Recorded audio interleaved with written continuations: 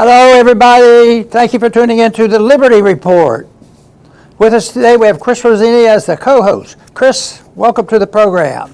Hello, Dr. Paul. Great to be with you. You know, today we want to talk about democracy because we've been listening to this campaign going on, and evidently democracy is really pretty neat. It takes care of everything. And but we will take a slightly different position on the democracy.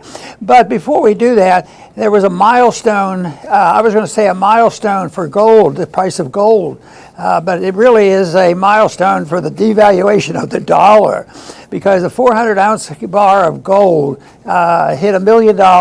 All in that one bar of gold at $2,500.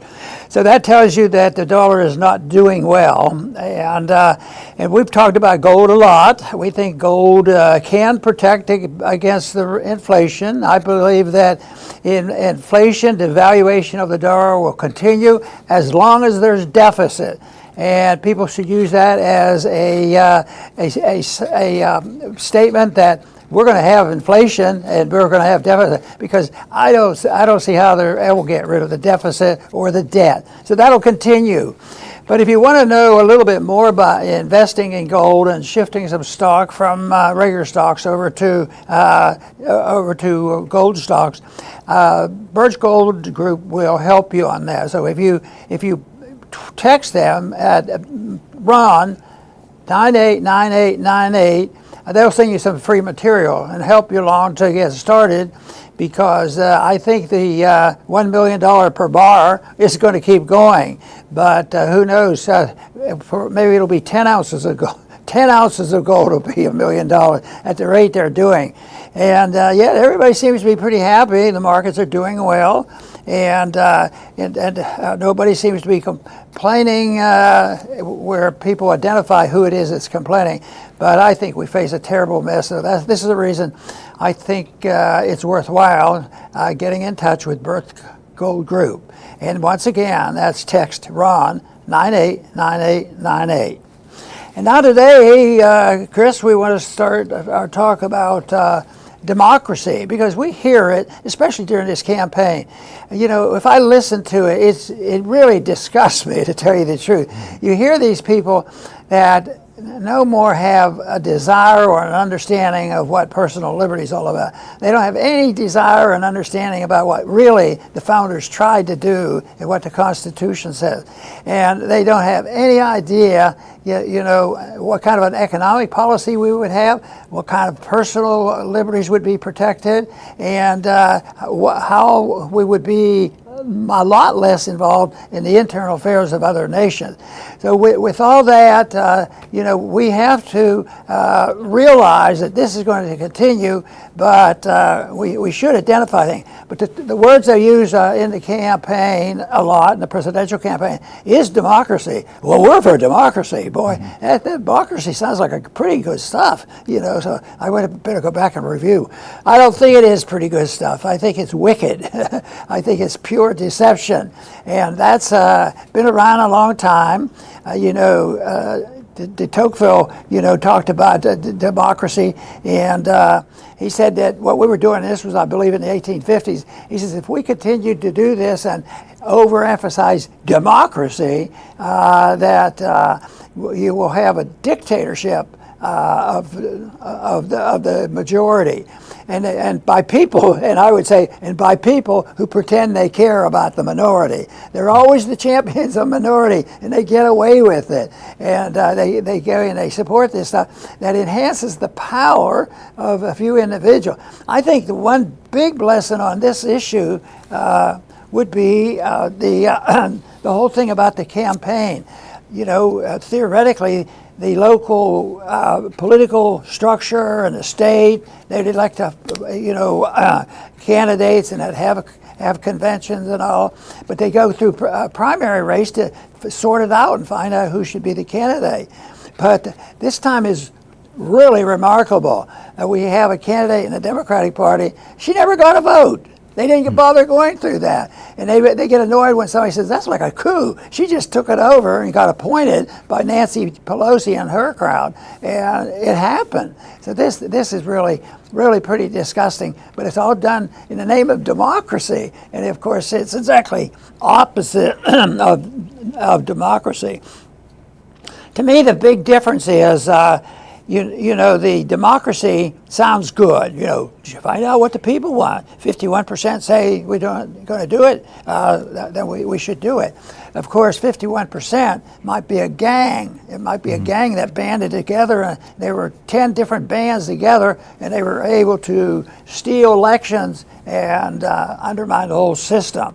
Authoritarianism is what they endorse. And what libertarians endorse is in every way conceivable, we should use voluntarism. Voluntarily get along with your neighbors and not use force. And if you think there's somebody that needs some help, you're never prohibited from giving that help, but you never give the license to the politicians who decide who needs the help and who doesn't.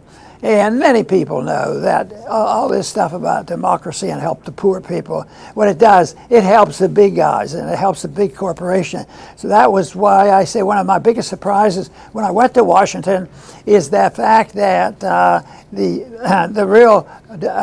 real socialism and dependency came from the people who were voting to think they were going to get benefits from it, and thinking to help the poor people. But basically, it helps the rich people.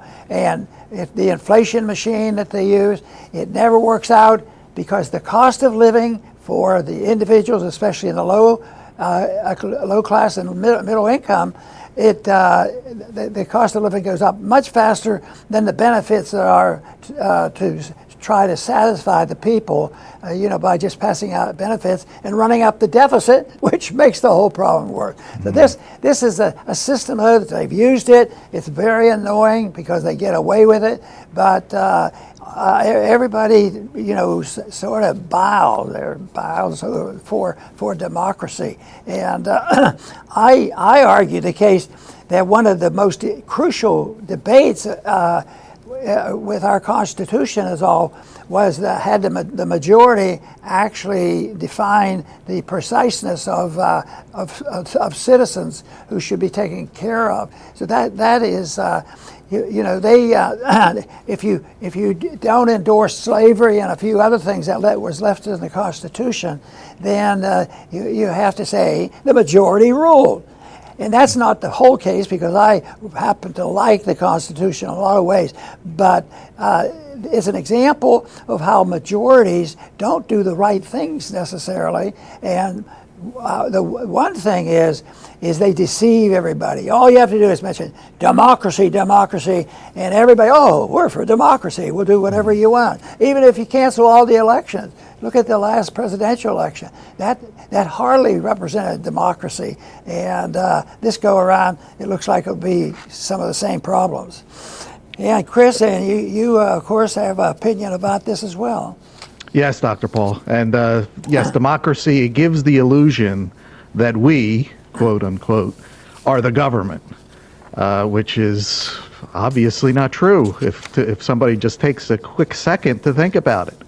Just think about during the COVID lockdowns, and if you went out of business because your small business, not the big business, if your small business was locked down, you have to be shut down, and you ended up going out of business, did you do that to yourself? Because if you are the government, then you did it to yourself.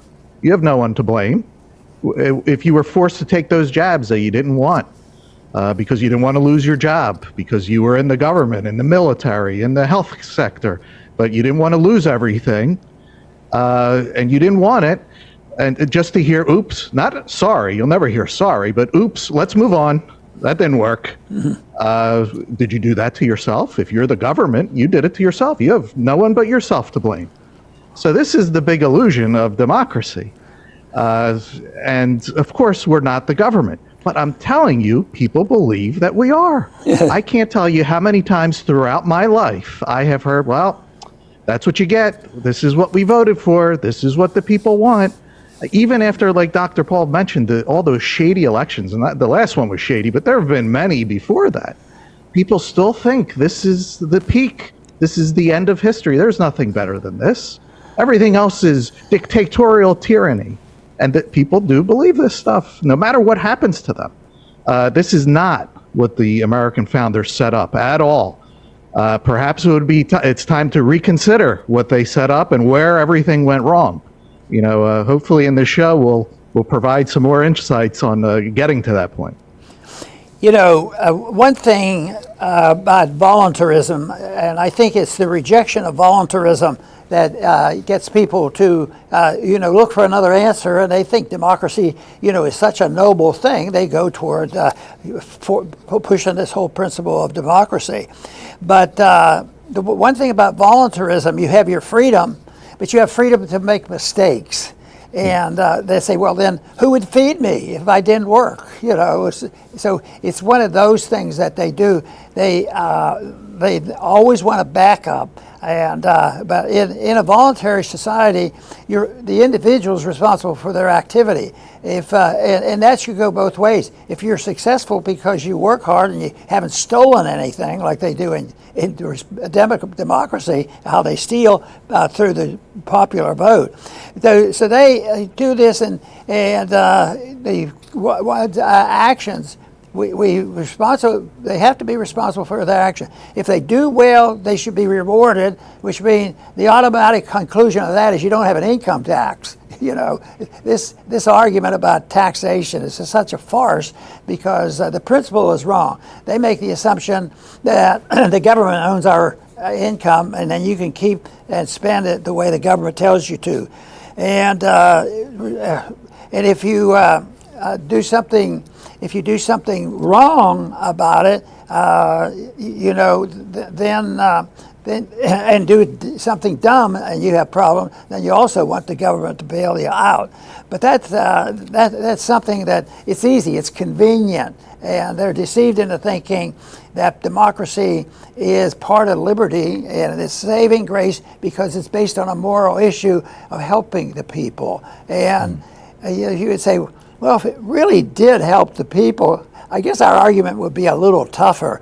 I think I'd rather have liberty without worrying about that. But if you do, then you have to see good activity.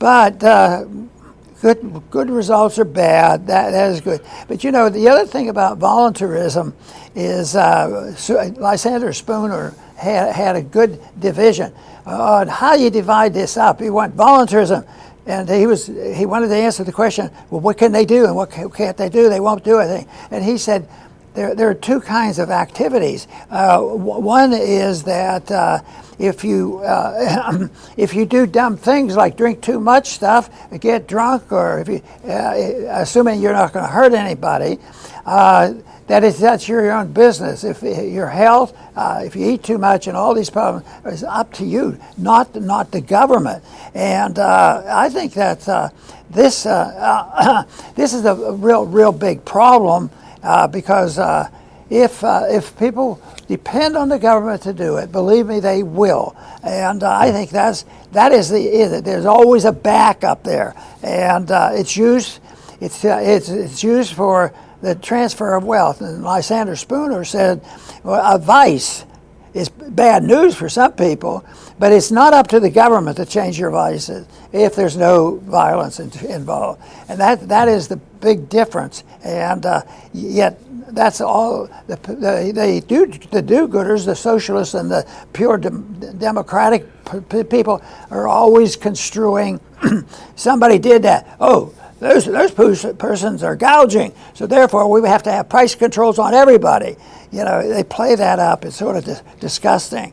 And I think the transfer of wealth in a voluntary society is the way it should be. Two people, two companies, two countries, both have agreements instead of outsiders coming in and dictating what one side should do and the other. We do it with the countries. We do it in economic. We favor one group over another. So we're regulators, and it leads to more trouble, and that's where we are today, and one of the major reasons why we're going bankrupt. Yeah, Dr. Paul, that's true. One, illusion that people live under is they believe that democracy is freedom. That simply because you cast a vote, that this is freedom, and that's it. Don't worry about everything else that's about to happen to you as a result of your vote. And that's not what freedom is. Freedom is the ability to morally do what you must in order to live, and the state will not restrain you from doing that or force you to do things that are immoral, and the state has become the immoral entity in our lives. They do everything that any normal human being cannot do, and they do it legally, and they love it, and they brag about it, and that's why all the most immoral people get into government, because they can't do it on the outside here. They can't do these things, but once they get into government, they unleash, and it's bad. So this is not freedom. Freedom has been redefined, based on just the fact that you can vote. And we have the biggest government in history. You can't have both. You can't have the biggest state in the history of the world and freedom at the same time. I mean, that's just, you can't get more basic than that. And we have more laws than they even can count, that they even know. Just watching this video, you may be breaking a law that's just not enforced, but it's there. So they have so many laws. That's not what freedom is. And the endless wars and the debts. But just that word, that one powerful word, because they've drilled it into people decade after decade after decade, democracy equals freedom. And people have come to believe it, even though they've lost many, many, many freedoms. They talk about freedom, but they also pump it up as being equal. Everybody's going to get a fair chance. And of course, people say, yeah, I'm having trouble. Somebody else has more than I have. I need the government to help me out. So they fall into that trap. So they organize and become belongers to PAC, and then they look for getting the majority. If you get 10 PACs that can make up 51% of the vote, they can get whatever they want. And at that time, the little guys get punished for this. If somebody's walking down the street, and we've seen this, unfortunately, in these recent years, how they're walking down, the mobs are down there, they break into the stores, they steal everything, and they're thugs. And many places, or at least up to recent time, that was generally thought to be very bad and dumb, and you use the police. Now they don't even bother, arresting them. You're more liable to be you're more liable to be arrested if you don't try to punish if you let anybody go, even if you excuse me, even if you're doing it for your boss. Somebody's robbing a store, and the employee wants to help by stopping this person, he can get fired. It is so out of context. It's so crazy, and I think that's one of the things. The other thing is that. Bastiat helps me sort things out when you're trying to do what is voluntary and what is authoritarian. He says that if most people, even though now they don't even think so, if people are a bunch of thugs and they're breaking into the stores, they've decided that's not so bad. But basically, people do know that. More people know that there's something wrong with that when they break into stores and steal. And that is the one thing. But when the government does it, they're thugs too. Matter of fact, in some ways they're worse because they have this authenticity of doing good. I've been elected with a democratic election, and they throw out some crumbs to a few people, and then they take the big bucks and serve the military industrial complex or the pharmaceutical industries. So they do this whole thing, but it's all a charade, and unfortunately it's enticing, and they're always wanting to solve problems that are there, but they're usually problems they created or their allies have created, but it gives them a chance to perpetuate the system. And some of them like big government, and it is a tool for making the government bigger. Very good, Dr. Paul.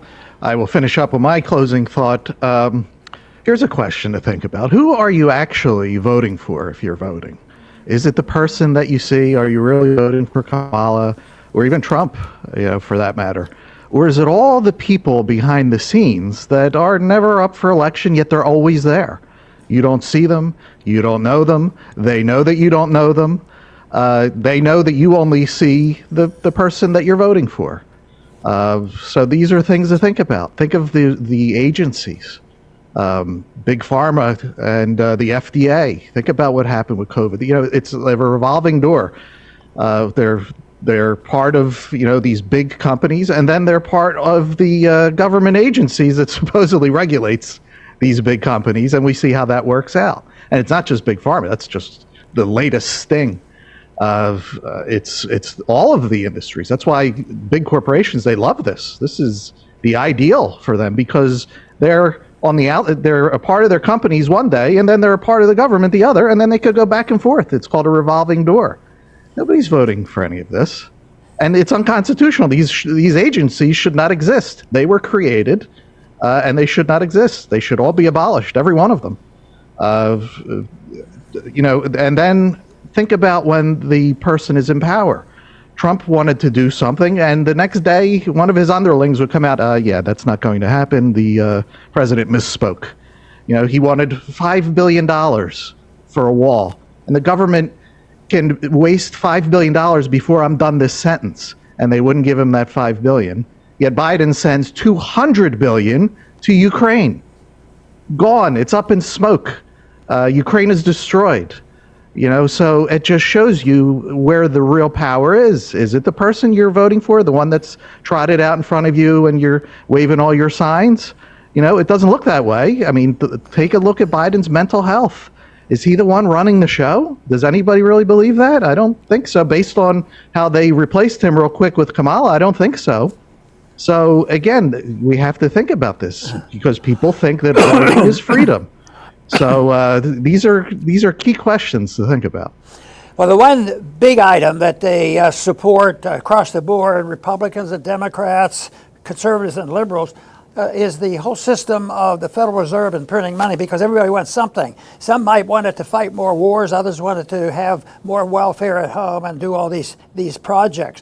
But that is easy to do. They come together. They either don't understand or they don't want to understand, but they never really talk about it. We have to quit doing it, because it would involve cutting back on these things that democracy has given us, taking care of everybody, doing all this financing, running up all these debts. So when you get to that point, it's impossible. I tell people, don't expect us to change our Congress and all of a sudden change the votes and we'll work our way out of it.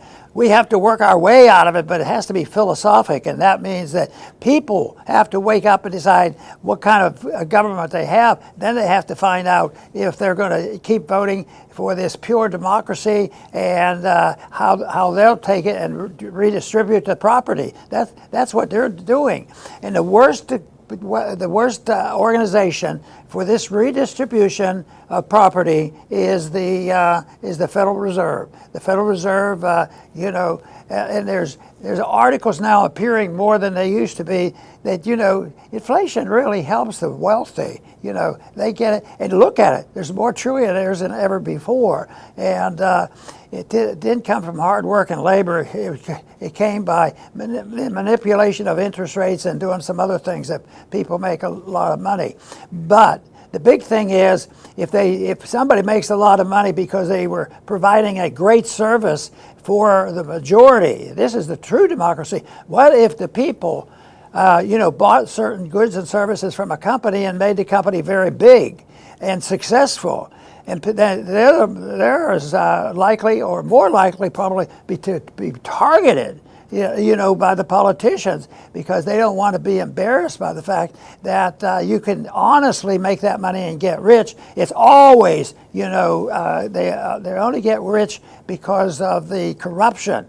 There's a lot of that, but the system is corrupt. And I think for us to solve this problem, we have to get around to understanding you know exactly what is going on. Otherwise, we'll just be floundering around and not change anything. So it does take a major change, and that is, of course, is our goal here at the Liberty Report, is try to get people to think in the big picture and the big issues, and those have to be changed. You can't have better management at the Fed. You can't have better generals managing the wars so that we don't lose war in Vietnam and Korea and Afghanistan, and here we are still all over the Middle East. No, that's a better general won't work. What we need is more people understanding why we shouldn't be giving any support to people whose one warning sign ought to be, we're Democrats and we want to have a democratic process and be very fair to everybody.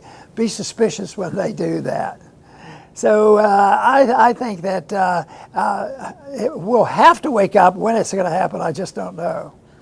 I do want to thank everybody for tuning in today to the Liberty Report. Please come back soon.